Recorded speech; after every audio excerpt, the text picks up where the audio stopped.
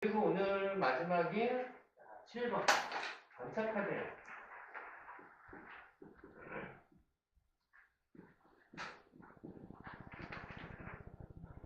자, 이 7이라는 숫자는 되게 독특한 숫자인데 별명이 이제 처녀수라는 표현을 써요. 처녀수라는 거는 우리가 처녀비행, 처녀항해, 맨 처음 무언가를 하는 그런 의미의 수라 이런 의미예요. 그게 왜 그러냐면 7이라는 숫자는 존재하는데 정칠각형을 만들려고 하면 만들 수가 없어요. 왜냐면 정칠각형 만들려고 하면 360도 원에서 7로 나누면 딱 떨어져야 되는데 안 떨어져요. 그릴래야 그릴 수가 없어. 그 얘기는 뭐냐면 자연에는 칠각형으로 되어 있는 물체가 존재하지 않는다는 거예요. 존재할 수 없다라는 거예요, 거의. 즉, 그렇지만 7이라는 건 존재하는데 현실 세계에서는 존재하지 않아. 그러니까 되게 독특한 숫자예요, 7은. 그래서 이 동양에서 우리나라 사람한테 1번부터 9번까지 가장 좋아하는 숫자로 고르세요 그러면 굉장히 많은 사람들이 3이라는 숫자를 골라요. 왜 그럴까요? 아까 3 그랬죠. 성공과 풍요를 상징을 해요.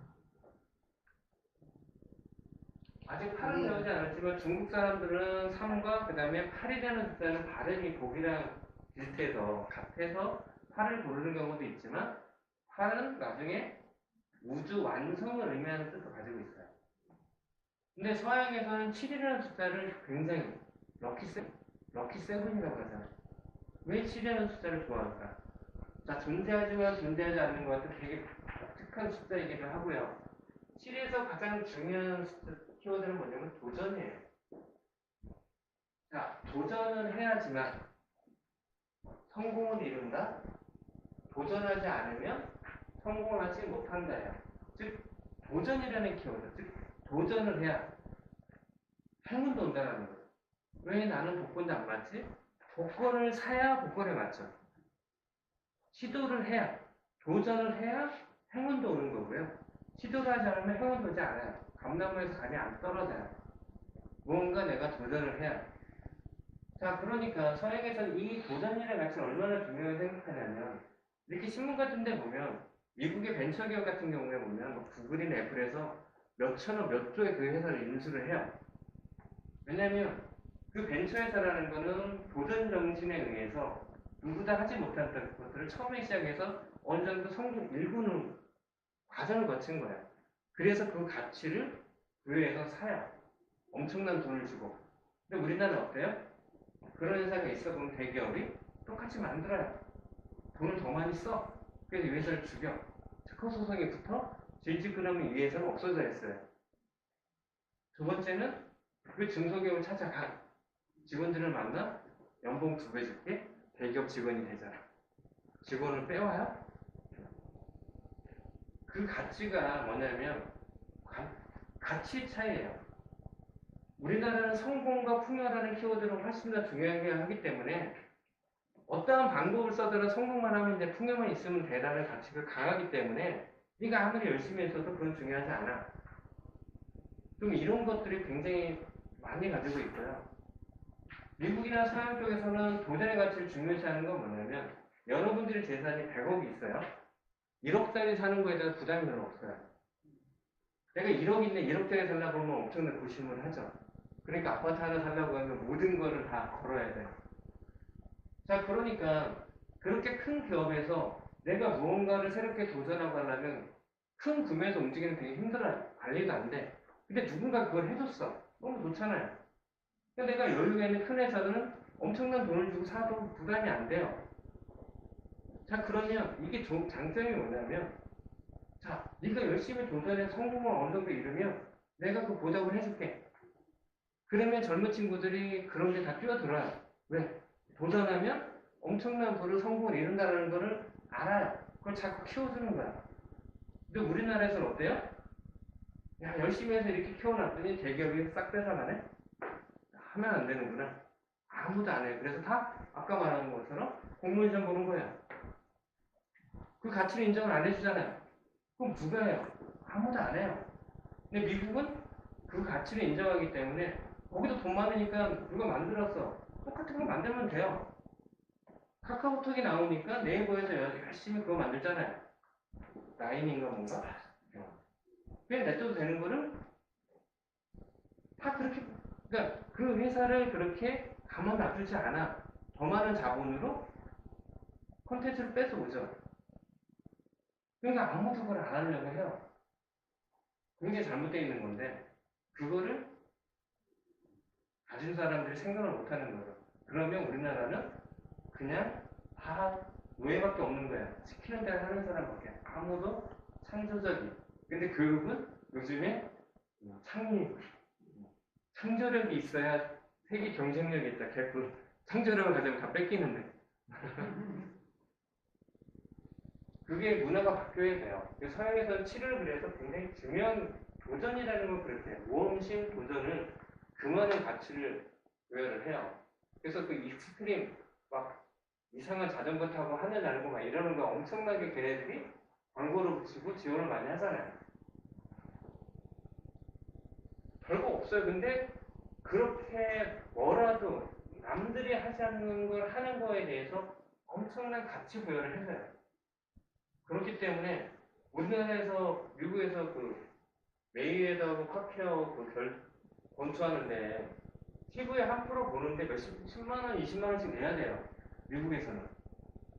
우리나라에서는 아니 경기장을 가도 만 원, 2만 원에 보는데 TV에서 보는데 10만 원을 내야 돼. 그 풀에 HD나 이런 걸 보려면 20만 원 내야 돼. 그런데 그 엄청나게 팔려요. 네. 그 포맷을 만들고 그만한 가치를 부여를 하기 때문에 그걸 충분히 돈을 주고 구매를 한다는 거예요. 근데 우리나라에서는 반대로 가요. 여러분들 우리나라 지금은 다 이렇게 케이블 TV나 IPTV 때문에 드라마 다시 보기 있잖아요. 옛날에는 한 일주일 지나면 공짜로 보여줬어요. 근데 지금은 4주로 늘었다가 요즘에 한 8주 정도 되는 것 같아요. 그리고 HD는 1,500원씩이에요. 한 편에 그렇게 봐요. 그런데 미국의 넷플릭스라는 회사는 한 달에 얼마만 내면 거기 있는 모든 영화부터 시작해서 다 공짜예요. 거기다가 한 만 원 더 내면 여러 명이서 스마트폰으로도 보고 컴퓨터로도 보고 집에 TV로도 보고 다 볼 수 있어. 대표적인 게 넷플릭스에서 했던 게 옛날에 옥자라고 영화 아시죠? 그리고 지금 가장 유명했던 미스터 선샤인이 넷플릭스에서 만든 거예요. 미스터 선샤인이 제작비가 얼마인 줄 알아요? 450억이야. 그게 우리나라가 콘텐츠를 말아먹는 지름길이에요. 왜냐면 넷플릭스에서 그렇게 투자를 받으면 우리가 열심히 만들었지만 거기에 대한 모든 소유권은 넷플릭스가 가져요. 그러니까 기본적으로 TVN에서 만들어서 TVN이 갖고 있는 부분, 그렇지만 가장 많은 투자를 했던 넷플릭스가, 그래서 넷플릭스가 엄청나게 그렇게 몇 천억짜리 해놓고 그냥 공짜로 보여줘요. 그 옥자라는 거 우리나라에서는 영화관에서 만 원 내고 가야 되지만 넷플릭스 가입자는 그냥 공짜로 봐요. TV에서 돈을 안 받아요. 걔네들이 만드는. 그런데 우리는 TV 다시 보기도 1,500원 결제를 해야 돼. 역행하고 있는 거죠. 어떻게 보면 경쟁력 상실이에요. 그 넷플릭스가 처음 나왔을 때 제일 먼저 망한 회사들이 비디오 대여점들이 나오기 시작하죠. 지금 TV 다시 보기 때문에 비디오는 대여점은 없어요. 존재하지 않아. 근데 미국은 방식을 그렇게 가지 않은 거죠. 넷플릭스라는 방식으로. 처음에 넷플릭스는 비디오 대여점이었어요.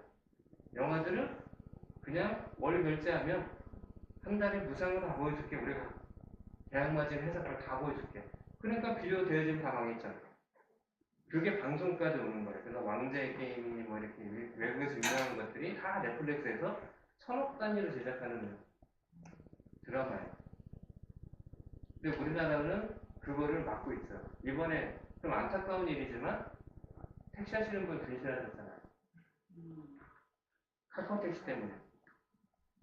근데 미국, 중국, 인도, 전 세계적으로 우버라고 하는 택시 공유 서비스가 대세예요. 막을래야 막을 수가 없어. 그거는 막을래야 막을 수가 없어요. 에어비앤비처럼 공유주택, 그쵸? 외국은 그게 문제가, 원래의 취지는 내가 집에 있는데 내가 여행을 가. 미국 같은 경우나 유럽은 여행이 휴가가 한 달이에요. 최소 15일이에요. 그럼 15일이 집이 비잖아. 그러면 그 비는 집에 우리 동네 놀러 오는 사람들 대여하는 목적이 에어비앤비였어요. 그러니까 어차피 비어있는 집 누가 와서 사용료 내고 관리를 해. 그리고 도둑맞을 수도 있으니까 그 목적이 에어비앤비였어요.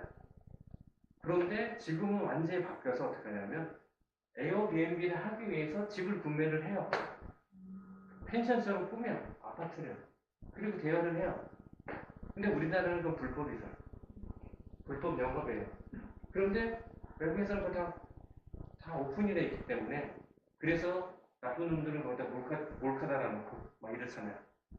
그래서 서로 간에 여기 갔더니 좋더라는 걸 공유하면서 거기서 벌점 맞으면 퇴출되고 자체적인 정화 시스템이 이루어져 있는데 그거는 세계의 그러니까 큰 흐름이에요. 그걸 거스르면 구한말의 그 미스터 선생님처럼 걸어 잠그다가 망하는 거예요. 그러면 나중에 택시에서는 다 망하는 건 당연하고요. 그거를 우버나 다른 업체가 와서 선점을 하죠. 그래서 한편은 중국이 좋은 점 중에 하나는 중국은 공산당이에요. 거기도 택시 있잖아요. 근데 공산당이 해 그러니까 직선을 못하고 하는 거예요. 불만은 많지만. 근데 이거는 큰 흐름으로 그러면 어떻게 녹여내느냐. 그래서 택시 하시는 분들도 그 공유 경제를 받아들여서 자기네가 어떻게 해야 되는지를 발전을 시켜야 돼요. 미국은 택시가 우버로 등록을 해서 우버로도 영업을 하고 그냥 택시로도 영업하고 다 그래요. 그걸 어떻게 상생할 수 있는 모델을 스스로 만들어줘야 돼요. 그걸 막아서 해야 되는 게 아니라. 그리고 우리나라 택시는 굉장히 독특해요.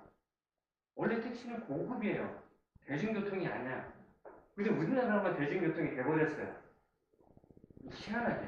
그래서 요금도 소득 대비 또 굉장히 싼 거야. 근데 우리 부담이 되긴 해요. 여기서 저희 집까지 해서 택시 타고 오면 10,000원이 넘어요. 부담이 되죠. 왕복하면 20,000원인데.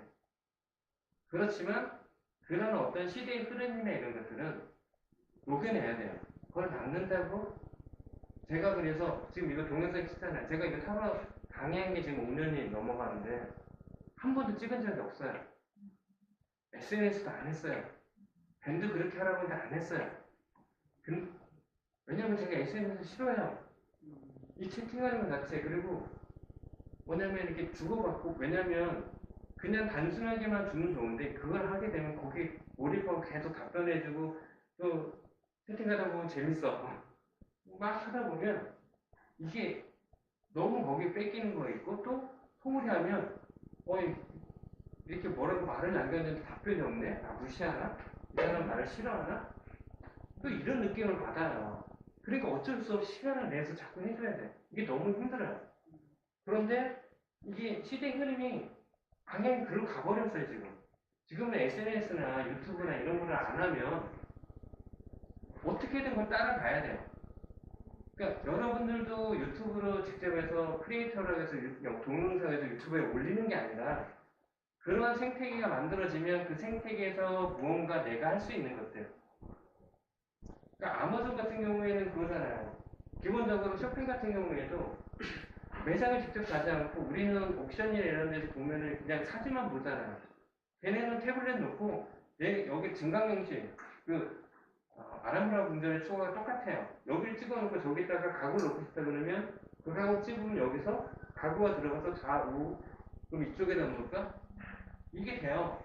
그래서 이거 구매 탁 하면 나중에 드론이 날라와서 갖다 줘요. 사람도 안 와. 내 마당에 이렇게 헬기 막고 그러려면 드론이 와서 거기다 놓고 가요. 지금 시스템은 그렇게 변해 있고요. 중국 같은 경우도 그래요. 중국에서 여기서 이마트 같은 데 있잖아요. 그러면 여기서 클릭하고 가요. 스마트폰 클릭하고 집에 가면 오토바이가 와서 갖다 놔요. 여기서 클릭하고 있으면 이 클릭이 시스템을 가서 거기서 포장하고 있어요. 우리 집에 가는 박스에 포장이 되고 있어요. 지금 시스템은 그렇게 넘어가고 있는데 그거를 막으려고 하면 안 되는 거예요. 즉 도전이라는 거. 그렇게 변화했을 때는 흘러가는데 따라가야 돼요. 엄청난 물결이 오는데 나는 나이도 먹고 못 따라가. 스마트폰을 잘 못해. 못 따라가네? 그러면 안 돼요. 어떻게든 그 큰 흐름이 있으면 그냥 앉아서라도 가는 척이라도 해야지 밀려나지 않아요. 그래서 저도 어쩔 수 없이 이렇게 동영상을 찍고 있는 거예요. 자, 그러면 이제 명칭 전차를 보면, 자, 이 전차는 자, 전쟁할 때 타고 나가는 차예요. 즉 전쟁하러 타고 나가니까 역시 도전이죠. 왜? 죽을 수도 있잖아요. 그래서 전쟁에서 승리하면 성공. 또 하나의 키워드는 미리셔로 왔다 갔다 이동이라는 키워드를 같이 붙어 있어요. 자, 이 안에 하고 있는 사람은 자, 기본적으로 장군의 모습을 하고 있어요.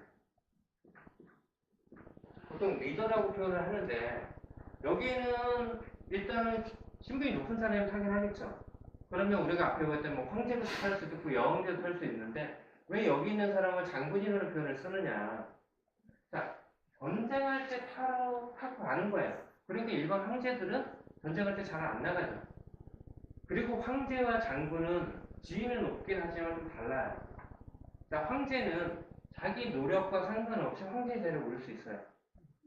자, 장군은 뭐 귀족이라는 어떤 타고난 것도 있어야 하겠지만 기본적으로 장군은 무공이 있어야 되고 경험이 있어야 되고 정과가 있어야 돼요. 전공이 있어야지만 장군으로 성격이 되지 아무것도 없는 개뿔 장군을 갖다 놓으면 어떠한 부하가 얘를 따르겠어요. 왜? 장군은 나를 따르고 있는 수많은 부하의 목숨을 내 말 한마디에 왔다 갔다 해요. 그렇기 때문에 아무런 경험이 없는 사람을 장군으로 갖다 놓을 수 없는 거예요. 즉 황제와 장군의 큰 차이점은 장군은 노력행위라는 거죠. 내가 성공해서 올라가는 자리라고 보시면 돼요. 그리고 내 말 한마디에 수많은 부하의 목숨이 왔다 갔다 하기 때문에 그러면 장군이 갖고 있어야 될 가장 중요한 건 뭐냐면 추진력이에요. 그리고 대범함, 밀어붙여, 나를 따르고 나를 믿고 따라와. 이러한 느낌으로 이 카드는 해석을 해줘야 돼요. 자, 이 앞에는 검은색하고 흰색하고 스핑크스가 존재를 해요. 이건 아까 고위어사제처럼 검은색과 흰색이에요. 같다라고 볼 수 있지만, 자, 고위어사제에서는 이 갈등 때문에 뭘 선택해야 되지? 흰색을 선택할 때와 검은색을 선택할 때 좋을 수도 있고 나쁠 수도 있어요. 여기서는 검은색과 흰색의 갈등이 있지만 이게 중요한 게 아니야. 검은색을 선택을 하든 흰색을 선택하든 가장 중요한 거는 밀어붙여 실행하는 게 더 중요해요. 옛날에 등급형이 그런 말을 했죠. 검은 고양이든 흰 고양이든 돈만 많이 벌면 장땡이야. 그쵸? 그러니까 여기서도 흰색이든 검은색 갈등하지 말고 이거든 저거든 어떤 거든 선택해서 밀어붙이는 게 더 중요해. 이 얘기를 하고 있는 거예요. 그래서 이 카드는 7이라는 숫자와 전차라는 일맥상통하는 그런.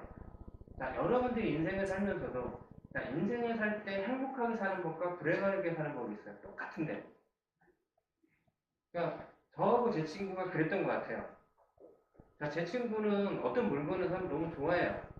그리고 자기는 물건을 사면 보통 우리가 어떤 사람은 더럽게 재수없게 새 차를 사도 맨날 고장나서 AS 받으러 다니는 친구가 있고 어떤 친구는 차가 너무 좋아. 복불복이라고 하잖아요. 그러니까 그 친구는 물건을 사면 너무 좋아.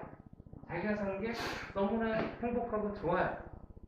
근데 저는 물건을 사면 만족스럽지가 못해. 아쉬워. 이게 뭔가 비슷한 것 같고 또는 이거 말고 저거 살 거야.